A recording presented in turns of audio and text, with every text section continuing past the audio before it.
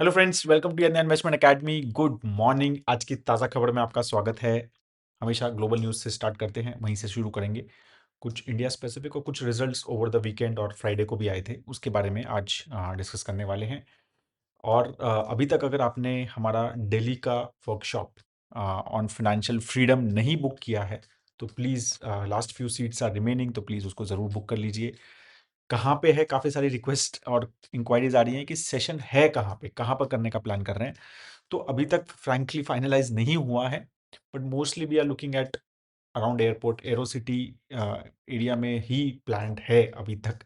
And it may change frankly, तो please don't pull me on it, but 99% वहीं पर है। तो इफ़ यू आर, मतलब वो थोड़ा गुड़गांव से भी पास हो जाएगा, दिल्ली से भी। नोएडा वालों के लिए थोड़ा दूर पड़ेगा, बट मैनेज कर सकते हैं, संडे है वैसे भी। ठीक है, तो 30th of August we are planning a session.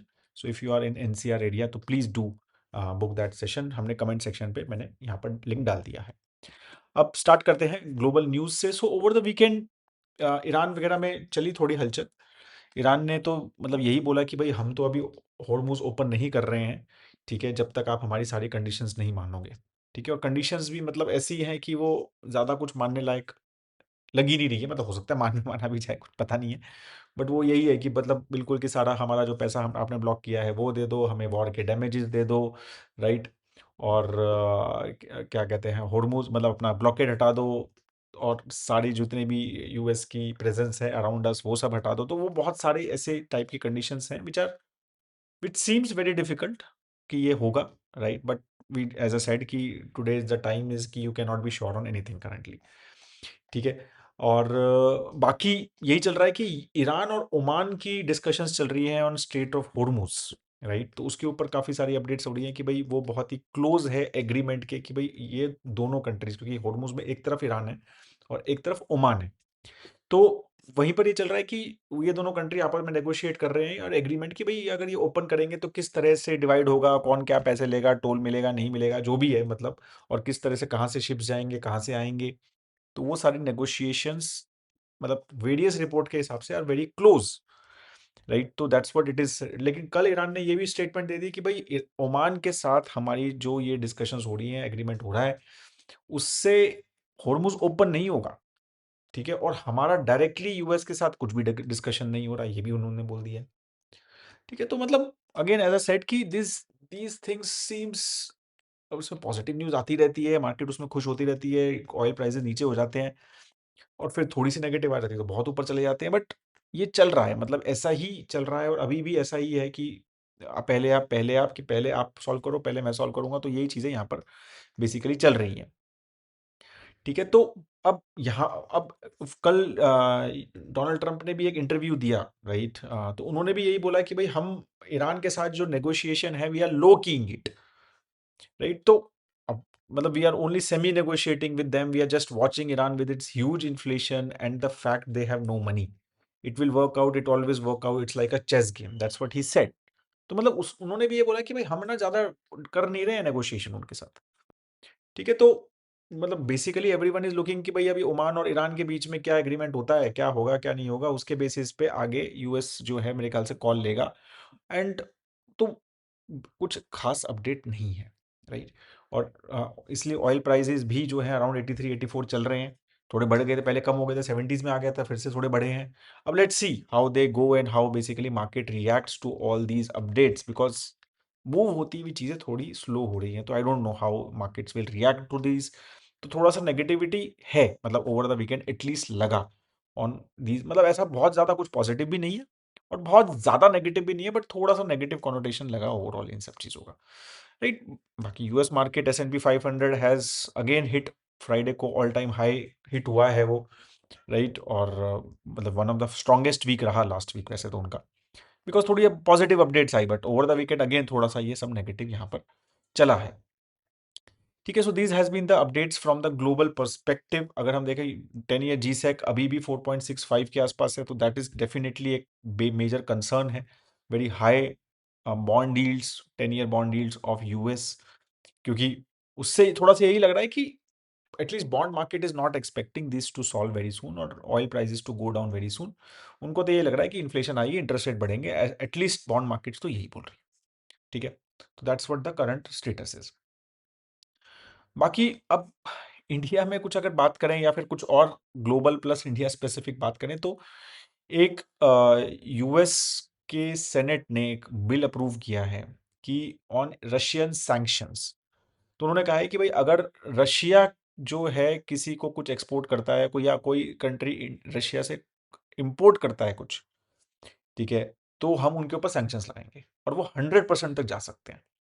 तो मेजरली अब इंडिया तो भाई रशिया से बहुत ज़्यादा ऑयल इंपोर्ट करता है। अभी तो लास्ट मंथ जुलाई में जो मैंने नंबर दिया था शायद 50-55% का ऑयल हमने रशिया से इंपोर्ट किया है, और वो टोटल ऑयल।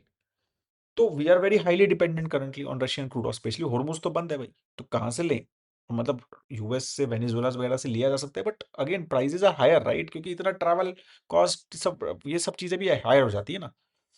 तो अब अब ये चीज़ नई जो है थोड़ी सी मार्केट में ऐड हो गई है अब अपने फिर से, क्योंकि पहले हमारे टैरिफ ज़्यादा थे, 50% टैरिफ थे, अब ये बात हो रही है 100%। अगेन 50 और 100 में कुछ ज़्यादा फर्क नहीं है फ्रैंकली, मतलब बेसिकली बिजनेस बंद, राइट? तो मोटा मोटा यही आप उसको मान सकते हो। 50% और 100% टैरिफ में, अभी ये मत सोचो 100% ज़्यादा है और इससे ज़्यादा इम्पैक्ट हो, इम्पैक्ट कुछ नहीं होना है। तो 50% एंड 100% इज सेम।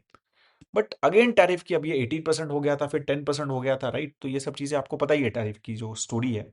बट अब अगेन ये जो बिल है अगेन ये पास नहीं हुआ है, बट जिस तरह से सेनेट में पास हुआ है काफ़ी बड़ी मेजोरिटी से पास हुआ है, ठीक है, तो यही लग रहा है कि ये फिर से पास हो जाएगा and again it will give mister Trump more power to put tariff on anyone, right? वो कुछ भी कह सकते हैं कि भाई तुम रशिया से सामान ले रहे हो तो ये लो टैरिफ। पहले तो टैरिफ रैंडमली लगा रहे थे ना कि भाई आजा तू, तेरा इतना टैरिफ इतना टैरिफ, वो तो सुप्रीम कोर्ट ने बंद कर दिया। अब उन्होंने ये बिल लेके आए हैं कि भाई अब हम ये बोलेंगे रशिया से सामान ले रहे हो तो हम टैरिफ लगा देंगे। तो बेसिकली क्या है ना, रशिया से अब तुमने एक छोटा सा टॉय भी ले लिया तो अमेरिका कैन से ना कि भाई मैं तो तुम्हारे पर टैरिफ लगाऊंगा क्योंकि तुमने रशिया से सामान लिया है, we don't like Russia basically, right? Because तुम जो है यूक्रेन वॉर को फ्यूल कर रहे हो, तो ये अब ये लॉजिक वहां पर चल रहा है।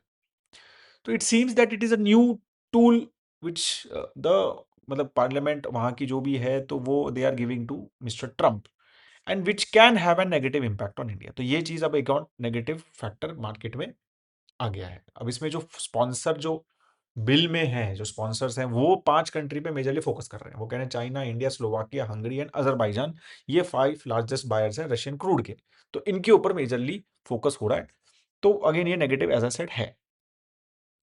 बाकी रशिया, हाँ sorry, Saudi, Turkey and Pakistan have sign a joint defence deal also. एक रीजनल मतलब ये भी एक नया जियोपॉलिटिकल मूवमेंट है, राइट? कि तीनों कंट्रीज ने कहा है कि भाई अगर एक कंट्री के ऊपर अटैक हुआ तो हम तीनों में मानेंगे, ठीक है? तो इस तरह की deal, at least that's what they announced.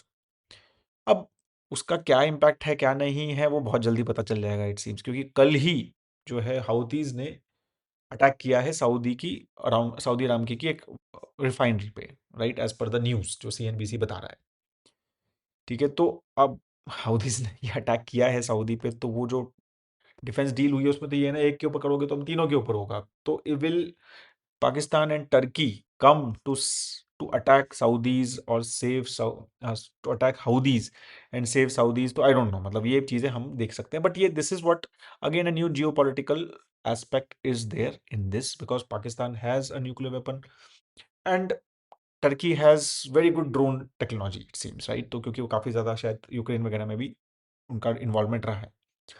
तो ये सारी चीजें आई थिंक फिर से वो कॉम्प्लिकेट थोड़ा सा इंडिया पर्सपेक्टिव से, जियोपॉलिटिक्स पर्सपेक्टिव से यहाँ पर भी है, ठीक है? यूएस में एक और जो इंटरेस्टिंग न्यूज़, एक्चुअली मैं ये भूल गया बताना, वो थी कि वॉरेन बफे जो है बर्कशायर से चले गए हैं, तो नए ग्रेग एबल जो है now he is the CEO, और जो मतलब करता धरता है बर्कशायर के। तो अभी आपको पता ही है कि कंसिस्टेंटली कैश पाइल बढ़ रही थी, यू मतलब बर्कशायर की, वो कंसिस्टेंटली कैश इंक्रीज कर रहे थे, स्टॉक्स बेच रहे थे, कैश इंक्रीज हो रहा था। ऐसा टाइम आ गया था कि $397 बिलियन का कैश था उनके पास, बिलियन डॉलर्स का कैश, ठीक है?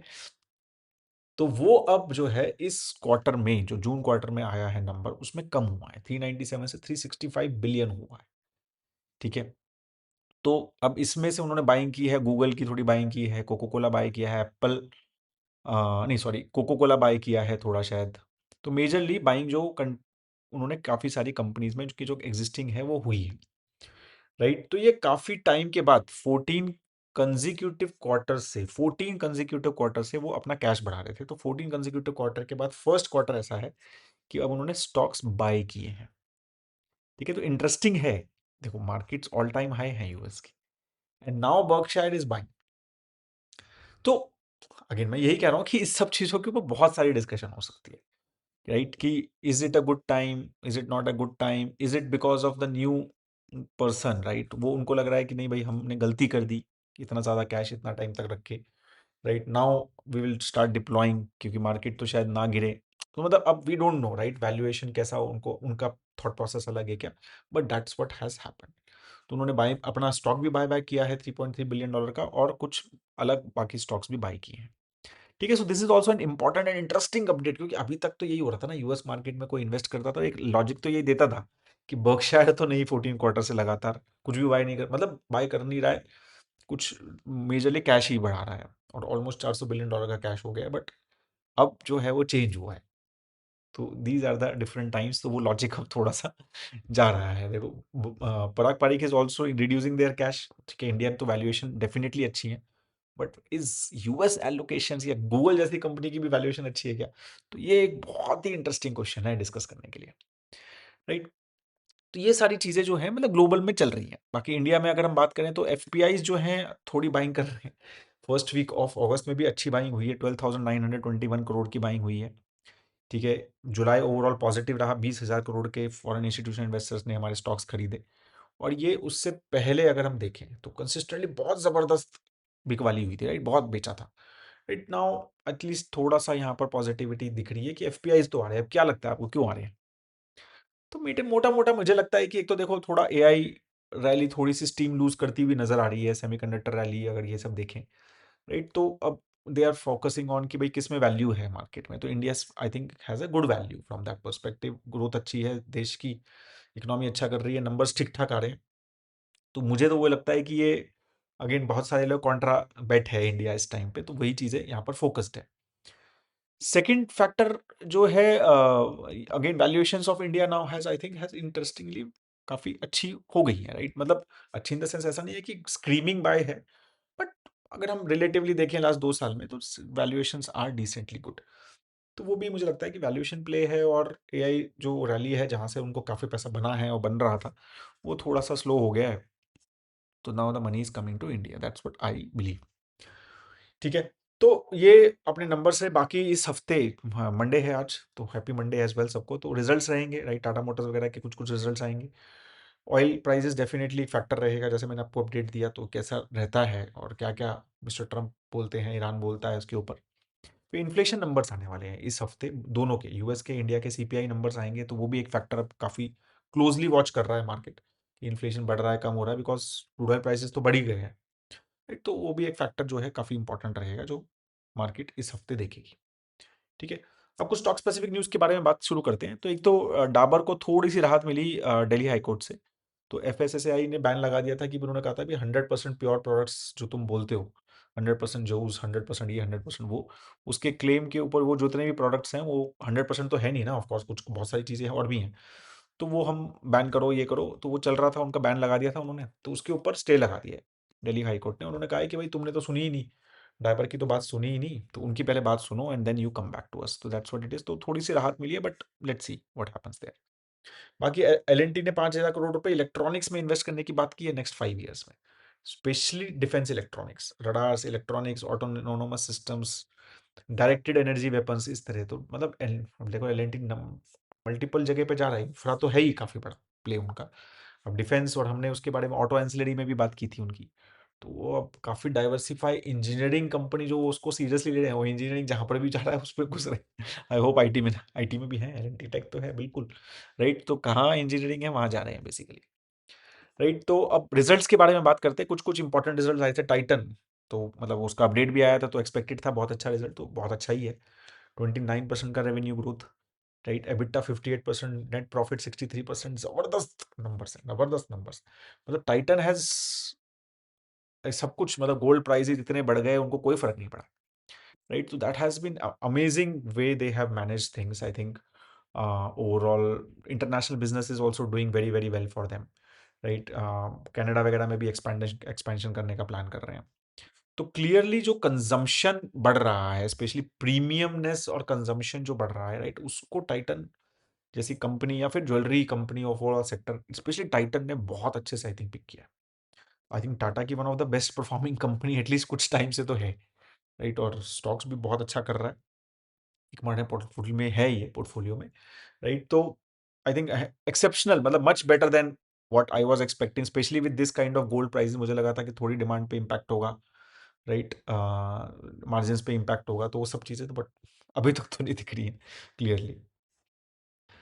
स्टेट बैंक ऑफ इंडिया का भी रिजल्ट आया, मतलब डिसेंटली रोबस्ट था I think quarter overall. Highest ever quarterly profit उन्होंने दिया है। एनपीएज जो है वो गिरे हैं, कंसिस्टेंटली 10% प्रॉफिट ग्रोथ हुआ है। नेट इंटरेस्ट इनकम 14.88% से बढ़ी है। एनपीएज गिरे हैं, 1.5% पे आ गए हैं, और 0.4% पे सिर्फ नेट एनपीए। मतलब इतनी clean balance sheet I think PSUs की देखने को हार्डली कभी मिली है। तो बहुत ही अच्छे नंबर्स लग रहे हैं, प्रॉफिट भी इंप्रूव हो रहा है एज ए पीएसयू। वही मैं कह रहा हूँ ना, जब काफी बार लोग बोलते हैं प्राइवेट बैंक अच्छा, अरे पीएसयूज इतना अच्छा कर रहे हैं तो कंपटीशन आ रहा है, मतलब फर्क ही नहीं है ना।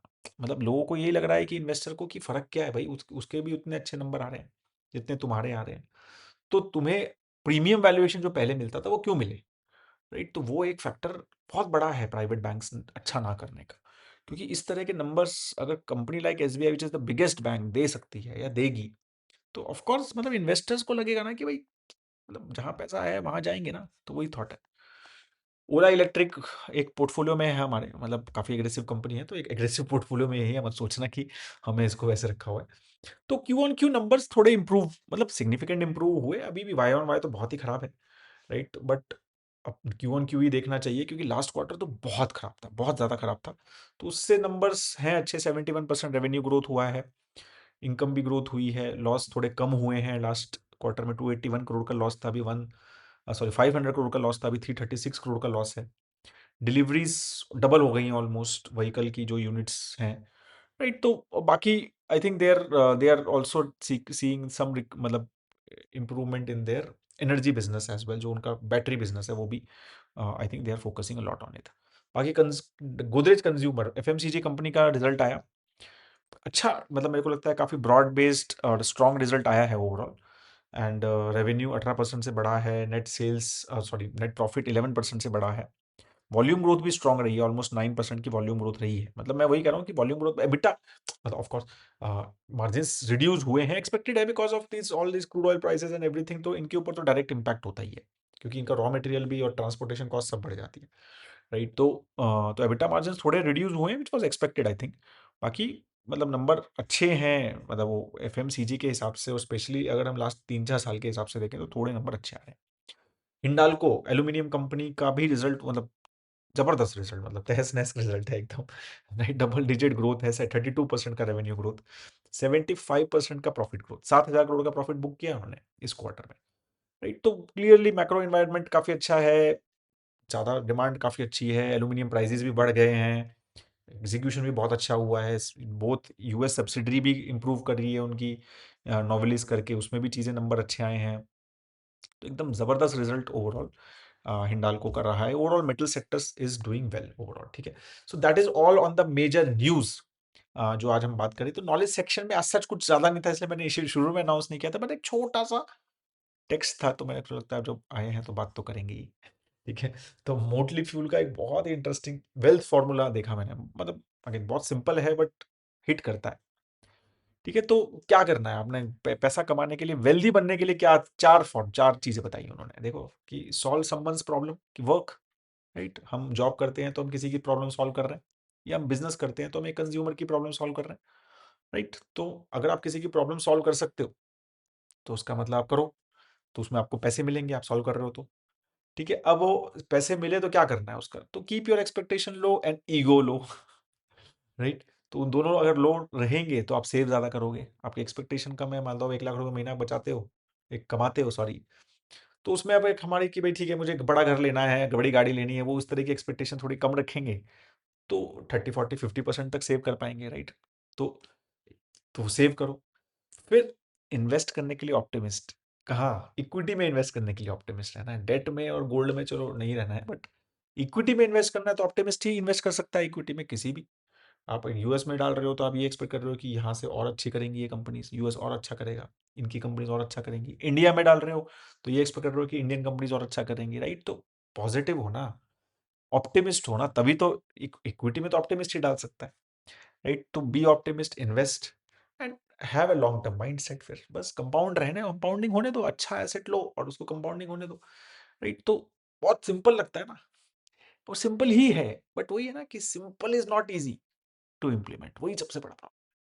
बट अगर हम चीजें देखें कि काम पे ध्यान देना चाहिए, सेव ठीक ठाक करना चाहिए, उसको इन्वेस्ट करना चाहिए और let it compound and you will be surprised, trust me. मतलब ये मैंने खुद देख लिया है। अब तो मेरे को 10 इयर्स तो मतलब बिल्कुल इसकी कंपनी चलाते हुए हो गए हैं, 10 साल हो गए हैं हमें। और उससे पहले भी परिमल के साथ डिस्कशन करते करते काफी सारी चीजें जर्नी रही है। तो इन्वेस्टर्स को देखा है कि 8-10 साल जब होता है ना कंपाउंडिंग, स्पेशली 7-8-10 इयर्स की, यू जस्ट सरप्राइज, मतलब मैजिक हो जाता है उस टाइम पे, एंड पर्सनली भी हुआ हुआ है। तो ये सब चीज़ें बहुत मैं वही कह रहा हूँ, सिंपल है बट इजी नहीं है क्योंकि हमारा दिमाग जो है कुछ ना कुछ नई नई चीज़ें करा बात छोड़ता रहता है, कुछ ना कुछ नए नए इन्फ्लुएंसर्स को सुनता रहता है और करता रहता है। तो काफ़ी इंटरेस्टिंग था, अभी इन्होंने ट्वीट किया था तो मेरे को लगा कि बहुत interesting, I will share with you. That is all guys, I hope video अच्छा लगे, लाइक ज़रूर कीजिए वीडियो को, और कमेंट सेक्शन पे अगर आपको कोई सवाल है तो वो पूछ सकते हैं। That is all, have a great time है दोस्तों। जय हिंद।